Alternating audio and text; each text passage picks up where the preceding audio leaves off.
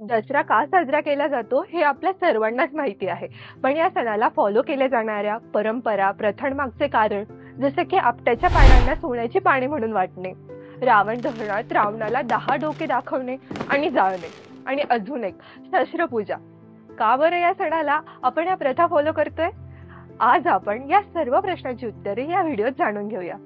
सुरुवात करूया एका कथेपासून, ज्यात आपल्याला उत्तर मिळेल की आपट्याच्या पानांना सोन्याचा दर्जा का मिळाला. प्राचीन भारतात एका शांत आणि हिरव्यागार आश्रमात कौत्स्य नावाचा एक तरुण विद्यार्थी राहायचा. तो गरीब होता, पण त्याच्या मनात ज्ञानाची तहान आणि गुरुप्रती निष्ठा असीम होती. त्याचे गुरु वरतंतू हे विद्वान आणि साधू स्वभावाचे ऋषी होते.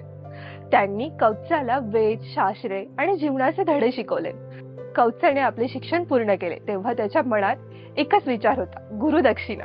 एके दिवशी कौत्स्य आपल्या गुरूंकडे गेला आणि विनम्रतेने म्हणाला, गुरुजी, मी तुमच्याकडून अमूल्य ज्ञान मिळवले आहे. आता मला गुरुदक्षिणा देण्याची संधी द्या. वरतंतूने हसत हसत त्याच्याकडे पाहिले. त्यांना माहित होते की कौत्स्याकडे काहीच नाहीये, फक्त त्याचे शुद्ध हृदय आणि मेहनती मन आहे. त्यांनी नम्रपणे नकार दिला, कौत्स्या, तुझ्या ज्ञानाची तहान आणि निष्ठा हीच माझी खरी गुरुदक्षिणा आहे. पण कौत्स्य ठाम होता. तो म्हणाला, नाही गुरुजी, गुरुदक्षिणा न देता मी हा आश्रम सोडणार नाही. सांगा, तुम्हाला काय हवे आहे? वरतंतूंनी कौत्स्याच्या निश्चयाला पाहून त्यांनी परीक्षा घ्यायचे ठरवले. ते म्हणाले, ठीक आहे कौत्स्या, मला 14 कोटी सुवर्ण मुद्रा हव्या आहेत. कौत्स्य धक्क झाला. 14 कोटी सोन्याची नाणी? ही तर अशक्य मागणी आहे. पण त्याने हार मानली नाही. त्याने मनात ठरवले की तो गुरुदक्षिणा पूर्ण करेल. कौत्स्याला माहित होती की इतकी मोठी रक्कम फक्त एकाच व्यक्तीकडे मागता येईल, अयोध्येचा राजा श्रीराम. श्रीराम हे धर्म, न्याय आणि उदारतेचे प्रतीक आहे. कौत्स्याने आपला प्रवास सुरू केला. तो जंगलातून, नद्यांमधून, डोंगरदऱ्यातून चालत अयोध्येत पोहोचला. तिथे त्याने श्रीरामांना भेटून आपली अडचण सांगितली.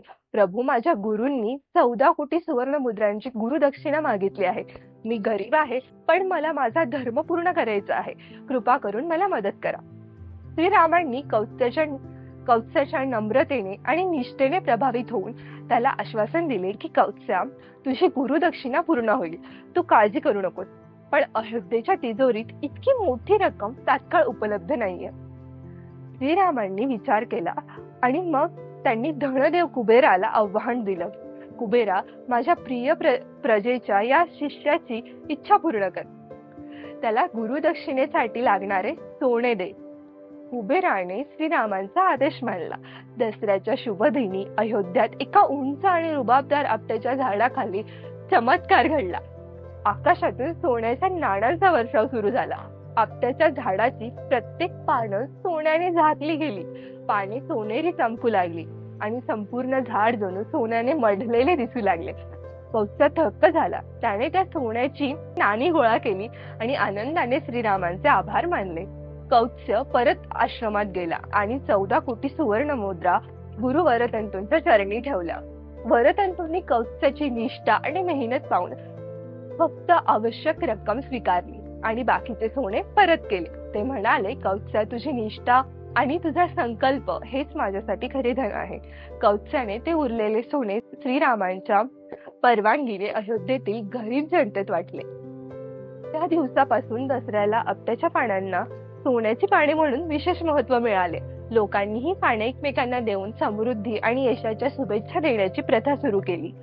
सोने घ्या, सोन्यासारखे राहा असे म्हणत ते पाने वाटतात, जेणेकरून कौत्स्याच्या कथेची आठवण आणि श्रीरामांचे औदार्य कायम लक्षात राहील.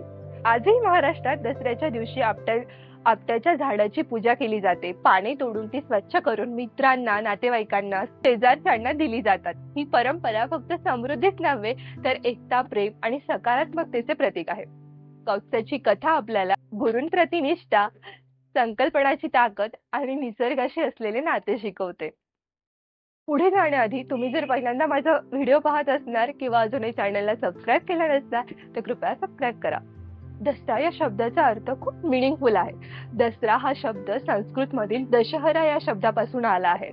दश याचा अर्थ होतो 10 आणि हरा याचा अर्थ आहे पराभव किंवा हरवणे. दसरा म्हणजेच 10 पापांचा पराभव किंवा 10 दोषांचा नाश. ही संकल्पना रावणाशी जोडली जाते, कारण रावणाला 10 डोक्यांचा राक्षस मानले जाते. त्याचे 10 डोके हे 10 दुर्गुणांचे प्रतीक होते.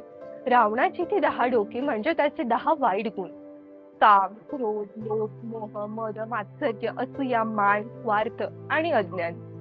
श्रीरामांनी रावणाचा वध करून या 10 दुर्गुणांचा पराभव केला, म्हणून हा सण दशहरा म्हणून ओळखला जाऊ लागला. म्हणूनच दसऱ्याला रावण दहन करतात, गावागावी रावणाचा पुतळा जाळला जातो. अजून एक कन्सेप्ट म्हणजे शस्त्रपूजा. दसऱ्याच्या दिवशी शस्त्रपूजा करणे ही परंपरा रामायण आणि महाभारतापासून सुरू आहे. प्राचीन काळी राजे योद्धे युद्धाला जाण्यापूर्वी शस्त्रांची पूजा करत असत, ज्यामुळे त्यांना विजय मिळेल असा विश्वास होता. महाभारतात पांडवांनी अज्ञातवासात आपली शस्त्रे शमीच्या झाडाखाली लपवली होती आणि दसऱ्याच्या दिवशी ती परत घेऊन पूजा केली होती. प्राचीन काळी शस्त्रे म्हणजे तलवारी भारले होते, पण आजच्या काळात आपण आपल्या कामाशी संबंधित साधनांची पूजा करतो, जसे की विद्यार्थी वही, पेन, पुस्तकांची पूजा करतात.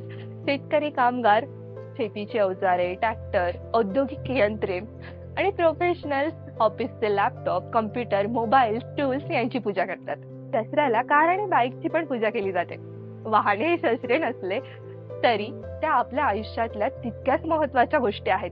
म्हणूनच दसऱ्याला आपण वाहनांची पूजा करतो, जेणेकरून आपला प्रवास, काम आणि आयुष्य सुरक्षित आणि यशस्वी राहील. अशा प्रकारे आपण आपल्या प्रथा जपत आलो आहे आणि पुढेही जपूया. दसऱ्याच्या सर्वांना खूप खूप शुभेच्छा.